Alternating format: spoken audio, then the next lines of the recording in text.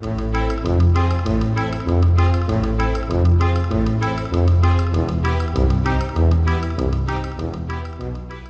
evening, everyone. Welcome and welcome to this wonderful discussion, hopefully, conversation on the Book of Perilous Dishes. So I'm Archna Sharma from Neem Tree Press, and I'm going to introduce our lovely cast of characters that you see on the screen.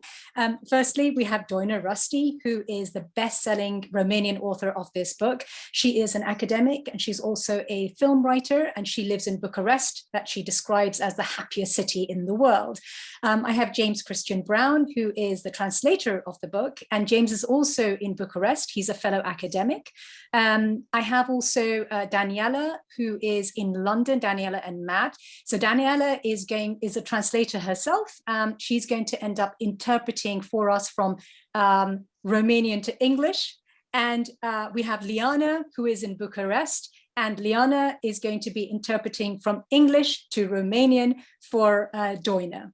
So thank you very much for being here. So Doina, can you tell us a bit about the book and also why you wrote it and how you came across the idea? În primul rând vă zic tuturor bună seara în limba română. Good evening. Aș vrea să vă spun că m-am pregătit toată săptămâna să vorbesc în engleză. Mi-am făcut un speech. I'd like to tell you that I did prepare a speech in English and I practiced it all week. Și în ultimă instanță m-a apucat frica și așa că o să vorbesc tot în română. Actually, in the end, I decided to speak in Romanian because it was too scary to actually speak in English. Vă mulțumesc tuturor că ați venit aici. Thank you for coming. În primul rând, minunatei mele editoare. Este o plăcere să fim în sfârșit împreună și la sfârșitul unei etape foarte lungi care a însemnat editarea acestei cărți. First of all, I would like to say thank you to my wonderful editor, Archna. After a long period of getting this project off the ground and getting to this moment. Ea a avut curajul foarte rar de a risca cu o carte din estul Europei și pentru asta mii de sărutări. She had so much courage. She was so brave to take such a risk with a book from Eastern Europe. And for that, she's thanking you so much from her whole heart. De asemenea, îi mulțumesc lui Darrell, îmi pare rău că nu este aici, agentul meu. Her agent, who unfortunately is not here.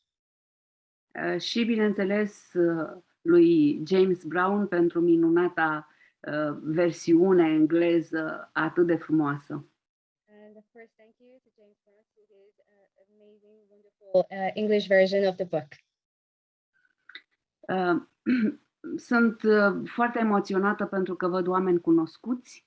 O salut pe Dana Conea, pe Ileana Marin, pe nu mai știu, am văzut-o mai înainte pe Roxana, de asemenea pe Lucian, vă sărut și vă mulțumesc mult că ați venit să mă susțineți. I feel very emotional as I see people I know who have come here to the event. So I want to say thank you to them too. Sigur, sunt convinsă că vă întrebați de ce tocmai cartea asta a fost tradusă în atâtea cărți românești. I'm sure you're wondering why specifically this book has been translated in English from so many other Romanian books. Aș vrea să vă spun că în această carte este vorba despre un bucătar din secolul XVIII. This book is about a chef from the 18th century. Care gătește miraculos pentru că are o carte secretă. Okay, so this chef, he is preparing miraculous dishes because he has a secret book of recipes. Și această carte se numește Cartea Bucatelor Rele, The Book of Perilous Dishes, adică numele cărții. And that's the name of the Book of Perilous Dishes. Acesta este plotul, de aici pornește totul. This is the plot that starts the whole story.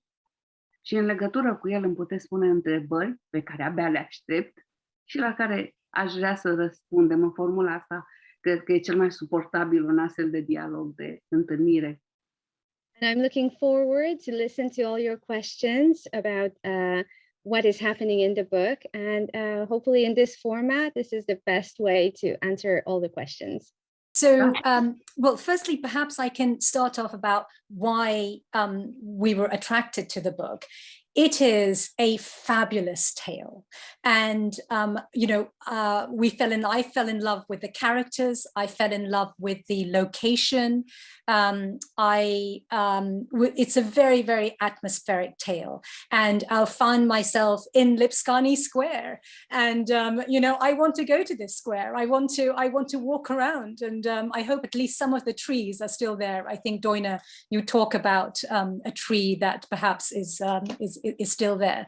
But as you said, the book came to us agented, so from Artellus, and it was Daryl Samavira, who's the agent, who he'd seen some of the other books that we'd published and thought that it would fit well into our list. And we are very, very excited about this book. And I think Jade helped enormously with the editing also. And I think we both really enjoyed the process, and it was fantastic working with James. It really was. It all went very smoothly, didn't it, James? It was, it was a bit of a scramble at the end, but it was absolutely brilliant. So very, very, very excited. Great working with you.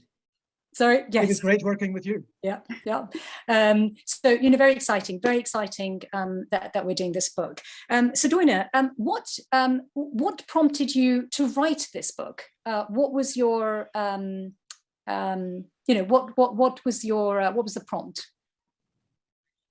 Am pornit, înainte de asta totuși trebuie să zic că abia aștept să vii în România să te duc în piața Lipscan, care nu mai există. Vom fi doar noi două acolo.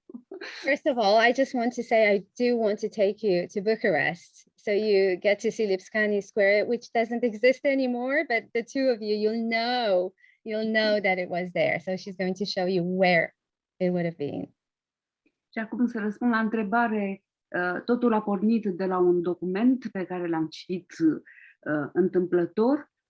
Și it all started from a document I just happened to find and read. Și în care era vorba despre un bucătar răpit pentru că gătea demențial. And this document mentioned this chef that was kidnapped because his cooking skills were amazing. Și așa am început să mă interesez despre mâncărurile din secolul XVIII și muream de curiozitate să știu ce gătea bucătarul ăla nemaipomenit. And that's what raised my interest in actually finding out what type of dishes people were preparing and eating in the 18th century that would cause such a reaction. Și așa a început totul, de aici, de la acest document și de la această curiozitate. So it all started with this document and my curiosity about the recipes. Excellent. Because obviously it's historical fiction, historical fantasy fiction. So which of the characters are real? Because in our previous conversation, you've noted that actually most of these characters existed. So can you go through the characters and tell us, which ones existed and which ones came out of your imagination? Întotdeauna într-o carte este vorba despre autor, știți asta, nu? Any book reflects the author, really. Everyone knows that. There is part of the author there. Dar lăsând gluma la o parte, aș vrea să vă spun că multe dintre personajele cărții sunt inspirate de personaje reale. But the truth is, in this book, a lot of the characters are actually inspired by real people. Bucătarul acesta, pe care eu l-am căutat prin documente după aceea, chiar apare cu numele lui din document, Sharika. So I was able to identify this chef from the document, the kidnapped person, and his real name was Sharika. Apoi am aflat că în aceeași perioadă, în aceeași lună chiar, în București venise un diplomat francez, Henri Dubois, și able to find out that exactly during that month, a French diplomat, Henri Dubois, had come to Bucharest. Un tip fermecător și toate femeile erau înnebunite după el. big charming man who made women crazy about him. Așa că a intrat și el personaj în cartea mea. So I added that into my book. Apoi, bucătarul acesta răpit îi aparținea unei tipe pe nume Ecaterina Greceanu. Caterina Greceanu was the owner of the chef that got kidnapped. Ea era o persoană extrem de importantă, de influentă și de elegantă, așa că nu putea să lipsească din romanul meu. A beautiful, elegant woman with a lot of influence in Bucharest at that time. Mai apar și alte personaje reale, este pomenit Napoleon, vorbesc despre diverse personaje, cum este de pildă Pazvante Chioru, tâlharul care a terorizat Balcanii, dar ele sunt personaje de fundal. So I incorporate other real people such as Napoleon or a Haiduk type called Pazvante Chioru. So all these were real, and then they found a place in my book. Great. And actually, before we go on, I actually have to thank the Romanian Cultural Institute. Roxana is here from there. And so the book is actually supported by quite a significant grant. And so we're really, really grateful for that. So I omitted that to start off with. So thank you. I'm curious about a lot of things. And one of the things is the saturnines. So how did you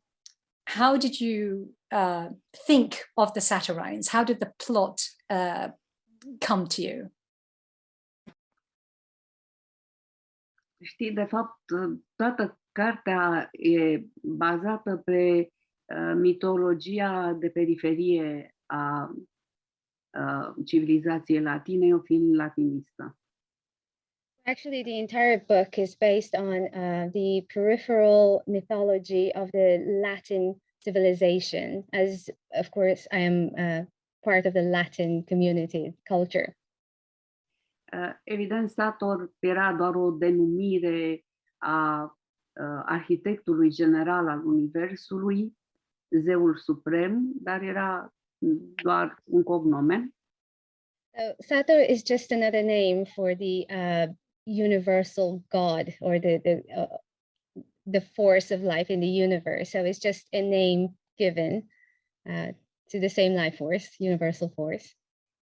Dar m-am distrat să creez un cult de la numele lui, pentru că apăreau multe alte personaje periferice, ca Maxima Tutilina, de exemplu, care este o mică zeitate agrară.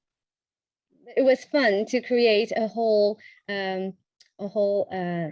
pantheon of gods, which includes the smaller god Maximina. So she would be an agrarian figure. Yeah. Or Rusor, care este zeul obiectelor pierdute, el le găsește. Rusor, nu? Sună frumos. Yes. So another great sounding name, Rusor, for the god of lost and found objects. Da, sunt zei mărunți din mitologia latină, pe care i-am învățat la școală, bineînțeles, și pe care i-am repus în alte poziții în romanul meu. It's all these smaller deities from the Latin culture that actually got put in my book, and I renamed them and used them in a different way. Fantastic. De exemplu, trebuie să spun asta. De exemplu, Maxima Tutilina, bunica personajului principal. Maxima Tutilina, the grandmother of the main character. În realitate, deci era o zeitate micuță care alerga printre plante și speria lumea sau aducea fertilitate sau, în fine, făcea ca un ogor să rodească sau nu. In reality, it was a small deity that used to run between the cultivated fields and just make a field fertile or not. So she had all kinds of dealings within the agricultural part. Iar în romanul meu este, mă rog, o exponentă importantă a cultului satorinilor, o vrăjitoare cultă. And in my book, she is a main representative of the Satorian cult, a witch, who's very important in the Sator cult. Great. Thank you for that. So now to James, actually. James, I would love to know, I think we'd all love to know how you and Doina connected. I presume because you're fellow academics, but how did she approach you for the book? How did you, so we'd love to know the process of how that connection happened. Oh, yes. I think the very first time we met was about 10 years ago at an event, in fact, organized by the Romanian Cultural Institute in Bucharest, who were trying to introduce writers to translators. But it was sometime after that Doina may correct me, I think the point of connection was a student of mine who, as her final paper, translated a story of Doina's, and obviously was in contact with us both. And then quite suddenly, Doina contacted me and asked if I would be interested in translating one of her novels. And well, I mean, when a best-selling novelist asks you that sort of question, you don't really think twice. But I actually happened at the time to be reading one of her other novels, also set in this late 18th century period, called Manuscrisul Fanariot, the Fanariot manuscript. So I was honored and delighted to get involved in this project. And so we met and discussed how to go about it, discussed, among other things, the title of the book, which I noticed. It's a wonderful title, James. We came up with the English title, the two of us together, which is different from the Romanian title. And I think, if I'm not mistaken, this English title was then translated and borrowed for one or two other translations in different languages. So that really was, I think, how the collaboration began. Am I right, Doina? Cred, nu mai știu nici eu când. A întrebat când, nu? Da. Și cum? Da. Dar mi-aduc aminte. Pentru studentă, mi se pare, inițial. I don't remember myself when it was exactly.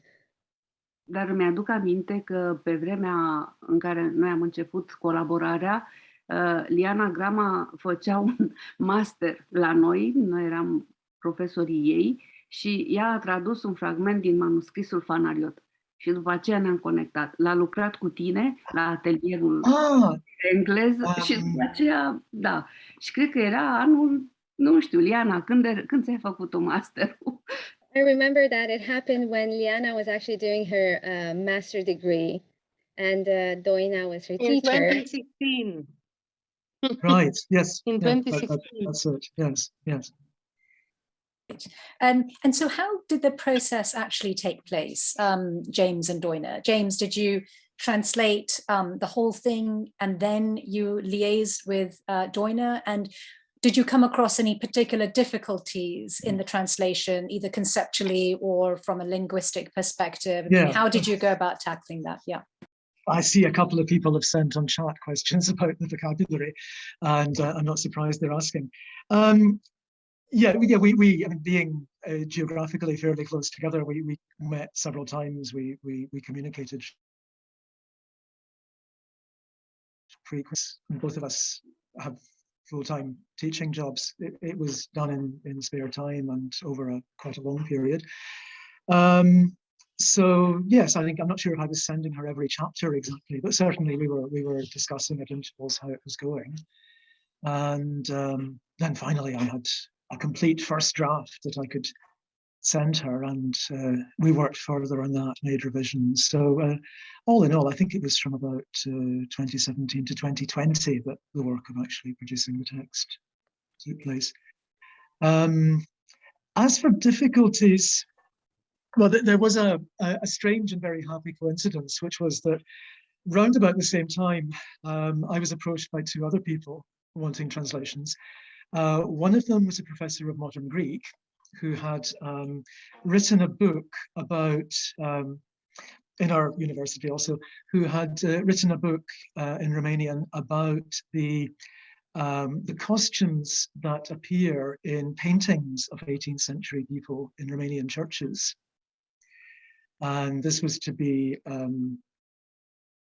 translated, I think, into Greek from Romanian and also into English. And he asked if I would do the English. So I had to discover what all sorts of garments were that one never sees nowadays. And that took me into the 18th century in this part of the world through art and costume. And then almost the same time, I mean, within months, I think, I was also approached by a team of historians with a research project at the New Europe College, the research institute in Bucharest, who had a project entitled Luxury Fashion and Social Status in Early Modern Southeast Europe, and who were studying precisely things like how people express their identity through costume and through food and eating habits in this area at the same time that Doina was writing about, more or less.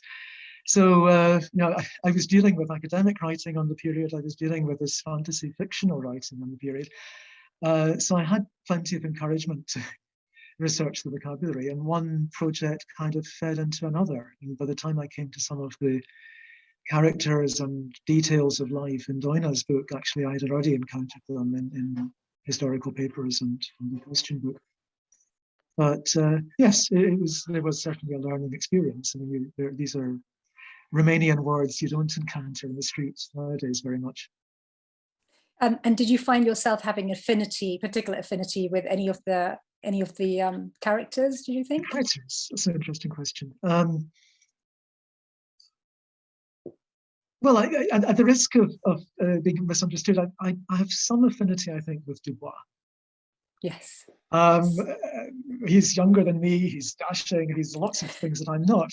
But I think we do have a similar experience in having landed in, not actually in precisely the same part of this country, but I think I was a little bit older than him when I came here, but within a few years.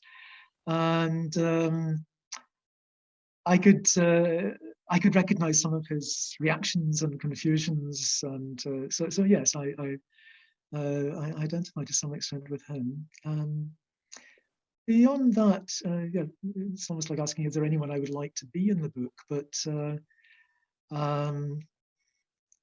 yeah, I don't think I would like to be magically transformed or any of the other things that could happen. So probably safer to be on the outside looking in, just to be a passerby in the street. Yes. And Doina, obviously the book is about food. It's about delicious food. It's about magical food. It's about, smell and taste and texture. And I want to be at the wedding. I want to be at these feasts. Are you a cook yourself? Did you try any of the recipes? Which is your favorite recipe in the book? Archna, trebuie să recunosc că, deși probabil că aș ști să gătesc, e mai bine să nu intru în bucătărie. I have to admit that even though I do know how to cook, it's probably best that I don't step into the kitchen myself. Dar în mintea mea există în permanență, în primul rând, prăjiturile cu trandafiri. What I remember most are the rose-based desserts. Pe care le-am numit în roman Formester Rosulentus și care declanșează râsul deșanțat. I've called them in my novel, cum l-ai numit, Doina? Momentus Rosulentus, care înseamnă turta cu trandafiri, cu petale de trandafiri. Și ea declanșează euforia. The pie with rose petals, which starts a euphoria in the person who consumes them. Dar la fel de mult îmi place și rețeta care vorbește despre cărăbușii prăjiți. Vă imaginați? But I also like the recipe that mentions fried scarabs. E vorba despre o practică întinsă în toată Europa, să nu credeți, aceea de a mânca insecte prăjite, crocante. So this was something that was happening all throughout Europe, eating crunchy, deep fried insects. Iar la noi, până pe la jumătatea secolului al XIX-lea, au fost folosite în bucătărie. So in Romania, this was used until about mid 19th century. So they were used in cooking too. Cu, bineînțeles, cu funcții apotropaice pentru a vindeca boli, pentru a apăra casa. And it was considered they had specific functions to protect the house, to protect from disease. Iar între acestea, cărăbușii puși la cuptor, And out of all of them, scarabs in the oven. da, erau folosiți în caz de anemie. Were used for anemia, to cure anemia. Da? Și bineînțeles că eu le-am adăugat și un strop de bere în cartea mea. But in my book, I added some beer to the recipe. Pornind de la credința că, legată de cărăbuși, că cine mănâncă o astfel de mâncare devine stăpânul timpului. Based on the belief that eating something with scarab in it, the person eating it would become the master of time. Cărăbușul fiind simbolul renașterii în multe religii. The symbol of rebirth in many religions. Și de aici, speculând, vorbesc despre timpul trecut, prezent și viitor, mă rog, într-o rețetă pe care o să o citească James. And this is how I started to create a recipe which mentions past, present, and future. And this is the recipe that James is going to present. Just Okay, one James. second till I find it. Yeah. Yes.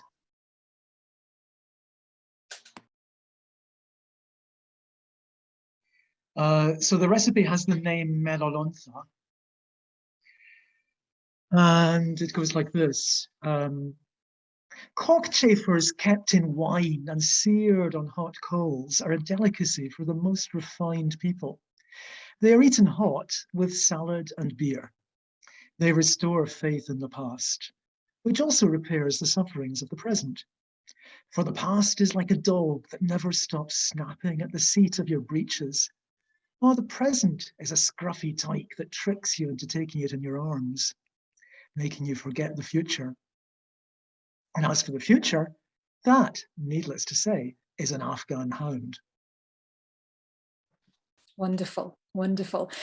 So I just, before we turn to questions, actually, I just wanted to ask you, for all of us who are not Romanian, what's your favorite dish? So if we were going to eat a Romanian food from today, what should it be? What should be our first dish that we try? Eu sunt carnivoră, așa că o să vă zic ceva cu carne. So I like meat-based dishes. So I'm going to give you a meat-based dish name. Iar dintre mâncăruri, aș zice că ciulamaua de porumbei, acum să mă ierte toți porumbeii, ar fi pe locul 1. Porumbel sau porumbel din ăsta cu gulerat? Ei, porumbel crescut pentru a fi mâncat. Exact ca și găinile. So it's called chulama with pigeon. So it's not the same as the wood pigeon you would have here, but there are pigeons that would be raised specifically for being cooked.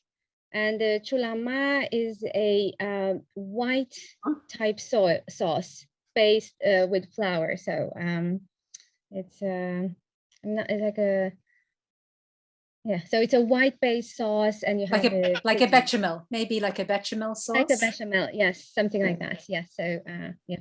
Fantastic, and that sounds lovely, actually. And actually, Doina, so you are a film script writer yourself.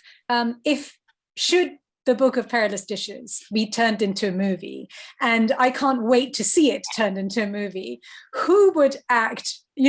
Who would you choose for specific characters? Do you have any idea of how you'd cast the characters? Da, o întrebare foarte frumoasă. Cred că mi-ar plăcea, pentru că tot l-ați invocat aici pe Henri Dubois, îl văd interpretat de Jules Law. Henri Dubois.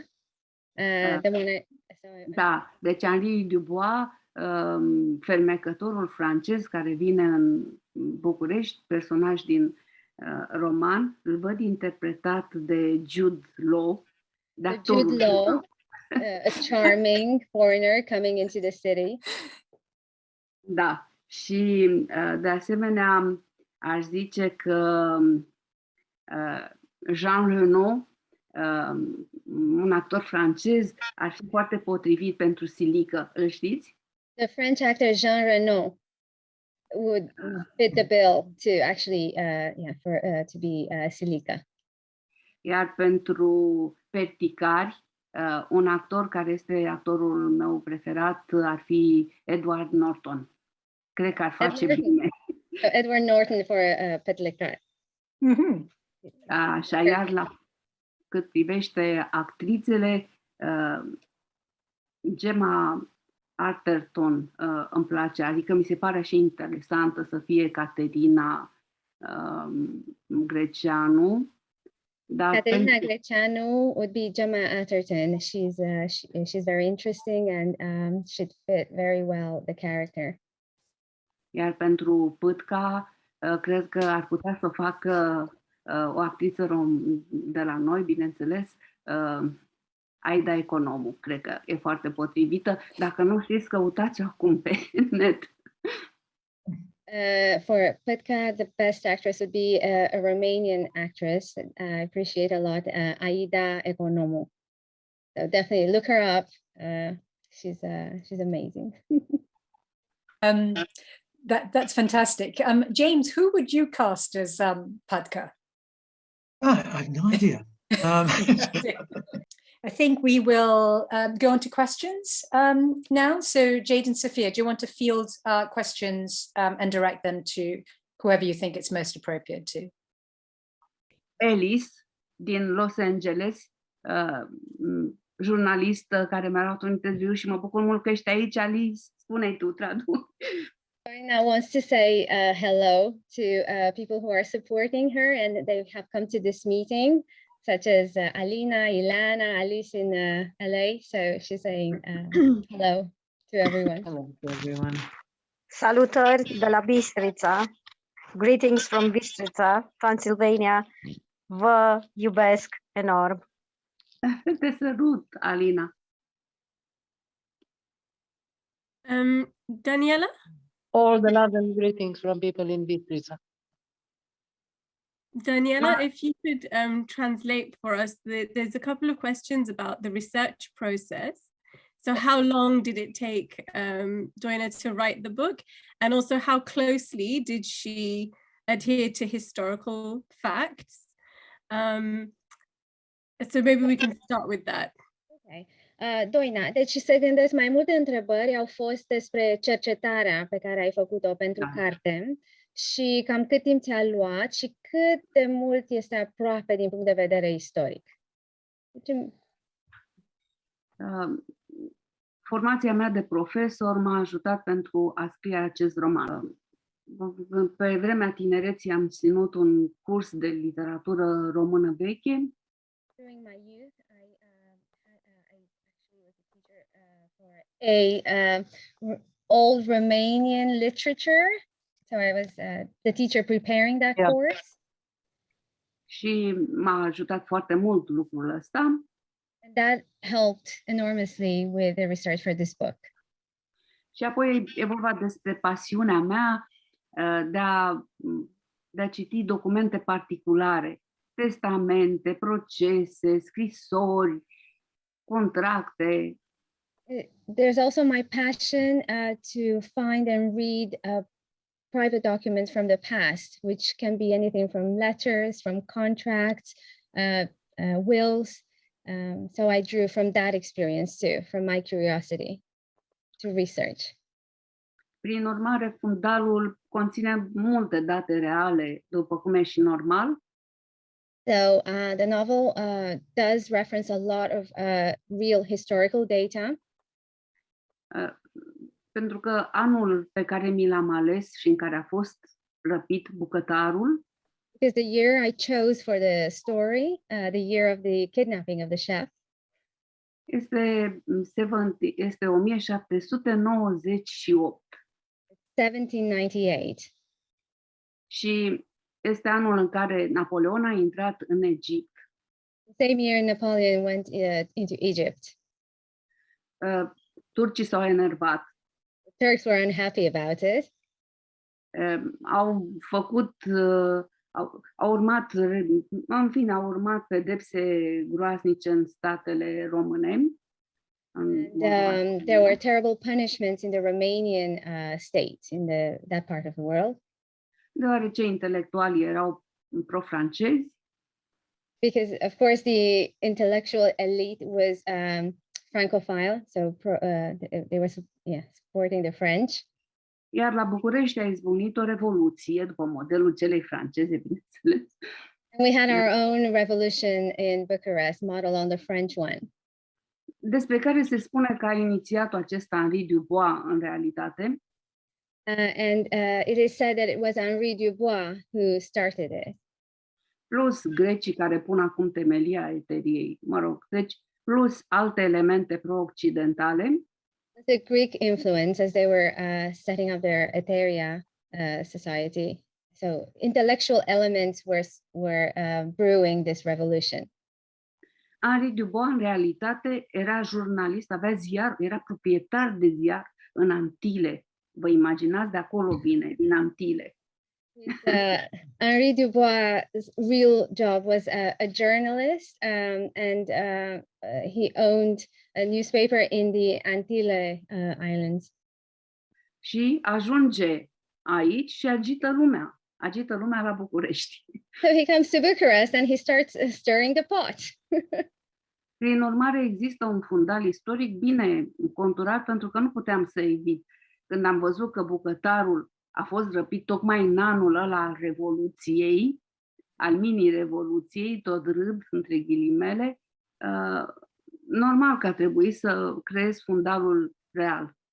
So the historical setup is the correct one for the year, as it was very exciting with the so-called mini-revolution. So I used that to set the novel in. That's lovely, thank you. So we have I'm going to read the whole question because it's a lovely comment as well from Alina.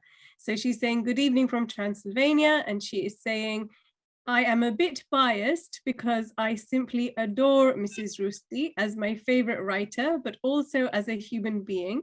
And this book is my favorite of hers, although Homeric is close by.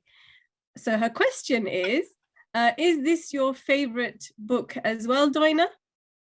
Oh, e greu, nu poți să alegi între copii. It's very hard. You can't choose which child you love the most. Dar totuși sunt mai legat așa de romanul Zogru, pe care îl iubesc și Matt și Daniela aici de față. But I do have a special connection to Zogru, a novel that Matt and Daniela we love and yes, we'd like to translate. Thank you. So we have a question here actually for James. So maybe we can give Joyner a little break while we turn to James. So a question from Alina. She's asking, was it difficult to get all the terms right? She's still waiting for her copy to arrive, but she says that as a teacher and translator, she does find it quite difficult to grasp the whole atmosphere evoked by that specific vocabulary. So could you talk to us a little bit about your translation choices? Yes. Well, yes, finding what some of these words mean can be a problem, although they are in dictionaries mostly. I think, as I said, the fact that I was also translating for historians by pure happy coincidence at the same time was a help, because in fact at one point I was helping with a glossary of costume terms from the 18th century. To discussing and establishing what good English equivalents would be for them. Yeah, some of them are difficult.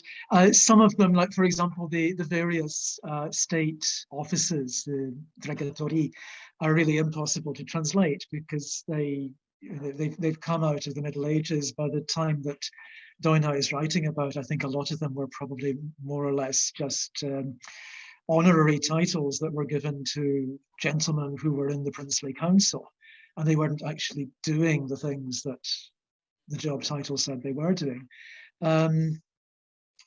So, I mean, we've got the Pitar Pâtca. The name literally would be, I suppose, a baker, or I think the original function was to manage the princely bakery.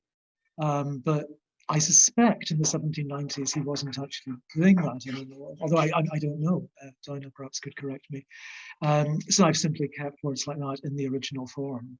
As in English, if you were dealing with a book set in the 16th century, let's say, there might be official state dignitaries' titles that don't really mean anything very much in the present day, but of course you just give them. You don't try to find a modern equivalent. And I think Romanians will be familiar with the history.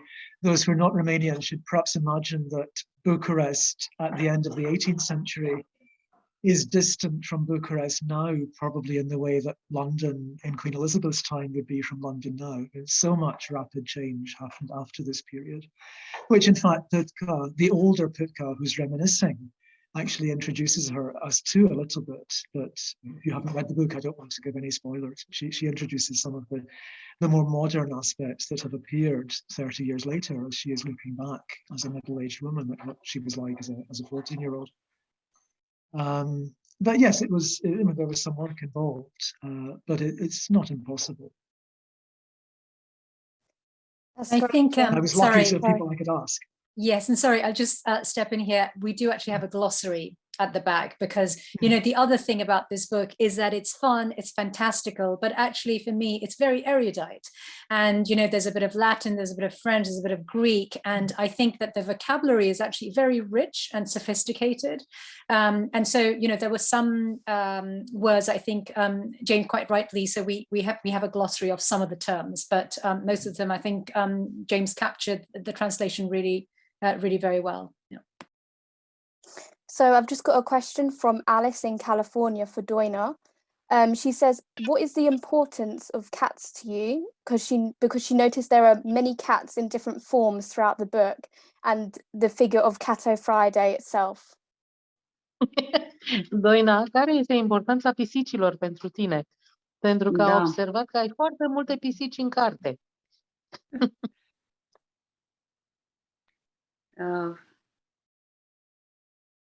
Da, de fapt aici pisica e doar un simbol. Era o pisică care patrona cultul satorinilor, mâța asta. A representative for the cult of the Satyrs or the Satorini. So it's just a symbol used by the cult. Dar în viața de toate zilele nu agreez pisicile. Știți cum se spune că unii sunt cu pisicile și unii sunt cu câinii. Eu sunt cu câinii. Actually, I do not like cats in my real life. Some people love cats, some people love dogs. I love dogs. În sensul că mi se par foarte interesante. Very interesting animals, cats.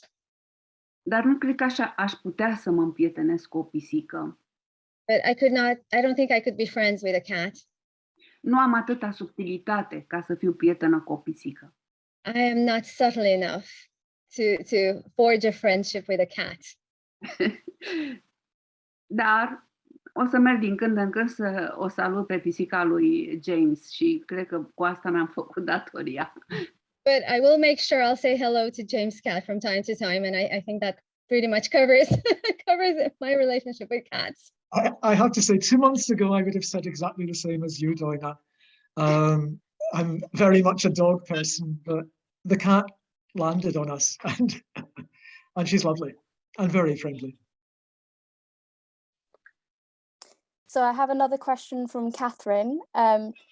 She says, I've read about 40% of your book, and you mentioned the word gypsies and working with slaves, which made me realise she knew little about the history of Roma people. The question is for Doina and James, how did you approach issues related to slavery within the book? Cum ai abordat chestiunile? Da, știu. În cartea asta n-am insistat pe latura asta, pentru că în romanul anterior, manuscrisul Fanariot, vorbesc despre această problemă a sclaviei și, bineînțeles, a robilor născuți robi, dar și a celor deveniți ocazional sclavi. In this book, I did not go in depth concerning slavery, but in my other book, the Fanariot manuscript, I did treat that slavery issue related both to people who were born into slavery or people who happen to become slaves during their lifetime. So the other book is more comprehensive. Aici, fiind vorba, adică aici mesajul legat de sclavie și de mizeria ei se află pe deznodământ și de asta nu o să mă apuc să spun ca să nu vă dezvălui deznodământul. So the message related to slavery and the hardship of that type of life, it's in this book, it's more related to the ending of the book. So I'm not going to disclose that. We have to get to the end of the book. Dar asta nu e o carte militantă. Manuscrisul Fanariot are un mesaj care arată zona cea mai neagră a sclaviei.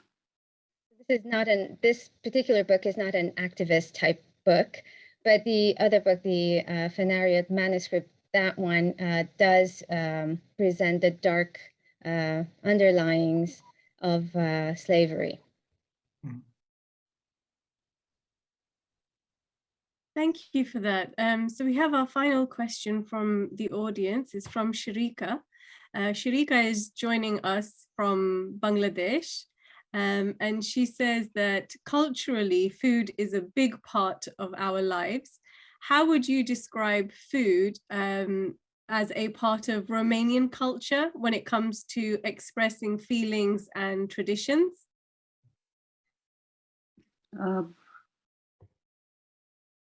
Cum le-aș descrie în general sau? Cum ne exprimăm emoțiile și ce simțim din punct de vedere cultural prin mâncarea pe care o preparăm? Da, e foarte complicat așa întrebarea, adică și în română, nu știu să răspund. Să spun doar că bucătăria românească, ca orice bucătărie arhaică, are o latură magică foarte pronunțată. So the Romanian cuisine, like any other archaic cuisine, does have a magical side to it that's prominent even today. Și în copilăria mea îmi amintesc că făceam pâine zilnic. I remember that in my childhood we would bake bread every day. Și în fiecare zi pe pâinea asta se făcea un semn. And every day on the bread that was baked, we would make a sign on it. Era imprimat un bumb de floarea pâinii, nu mai știu care e denumirea științifică, unei plante. There was a little bump on the bread. și care avea, bineînțeles, funcția de a ne apăra și a ne pune în legătură cu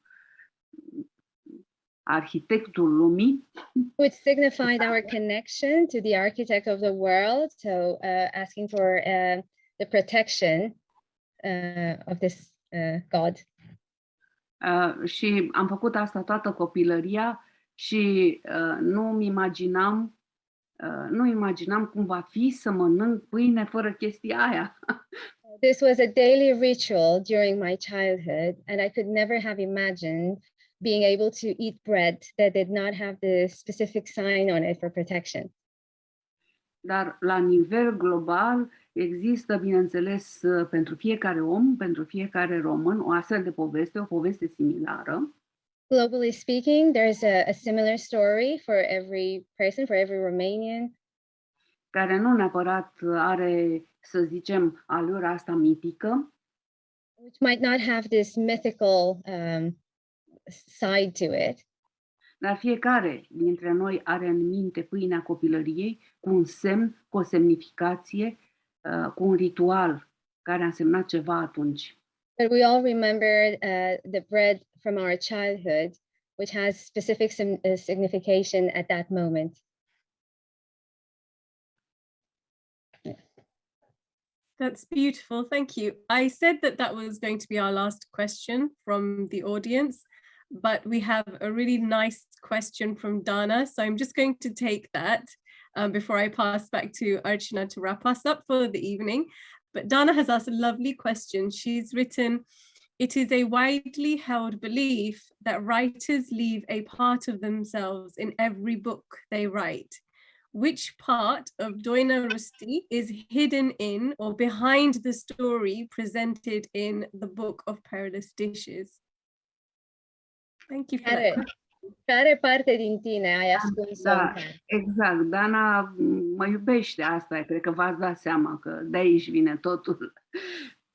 Și, na, e greu să vorbești despre tine și despre legătura cu cărțile tale, dar despre legătura ta cu cititorii, da, despre asta aș putea discuta și aici am fost martorii unei declarații pentru care trimit câteva sărutări virtuale, Dana. You can clearly see Dana really loves me, and though it's harder to talk about my relationship with the book, it's easier to talk about my relationship with my fans. And I just wanted to say thank you to Dana for that question, and it's more the relationship. Dana este profesoară la un colegiu mare din Vâlcea. She's a professor at a large college in Pâtca. Și zilele trecute, săptămâna trecută, cred, am fost acolo, am fost invitată la acest colegiu. I had actually visited this college a few days ago. Și am discutat, am făcut un eveniment în jurul chiar acestei cărți. And we actually discussed this book during a meeting, specifically about this book. Da, așa că am discutat atunci toate fețele cărții, de aceea mă abțin să... We covered all the facets of the book then, so I'm going to hold back on some aspects.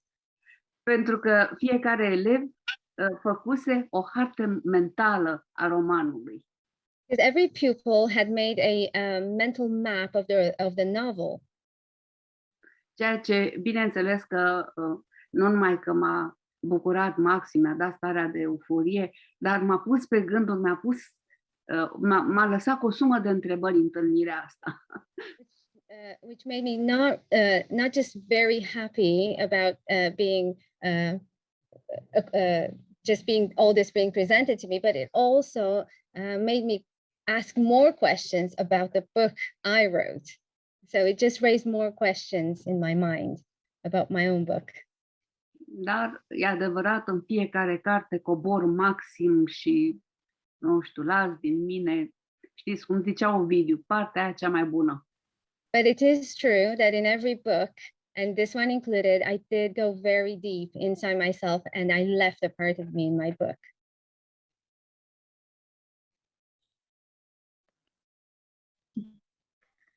So Doina is leaving us in suspense. We all just have to read the book and try and find Doina in there. Thank you for these wonderful questions. Thank you to Doina for answering them, and Daniela for your brilliant translation. I'm going to pass back to Archna now to close us off for the evening. Yes, and actually, thank you very much, Sophia and Jade, for organizing all of this in the background. It's been fantastic, and thank you for all our speakers. I do have one last question for Doina. I'm going to push that's related to the last question: is how much of you is in Pâtca? Ce-aș întreba pe Pâtca? Te regăsești. Cât de mult te regăsești? Da, n-am înțeles. Nu am înțeles. Deci ce mă regăsesc în Pâtca, orfenit, mă rog, toată apăsarea unui copil orfan care pleacă de acasă. All the heaviness that comes with being an orphan child who had to leave home. Fantastic. Thank you all very much. Thank you, Doina. Thank you, James. Thank you, Daniela. Thank you, Liana. And thank you, Jade and Sophia. And thank you very much for all of our of the people who was here this evening to listen to us. So thank you so much. Please go and buy the book, and please send us comments. Please add reviews on Amazon or whatever platforms that you'll be reading the book on. So thank you so much. Thank you.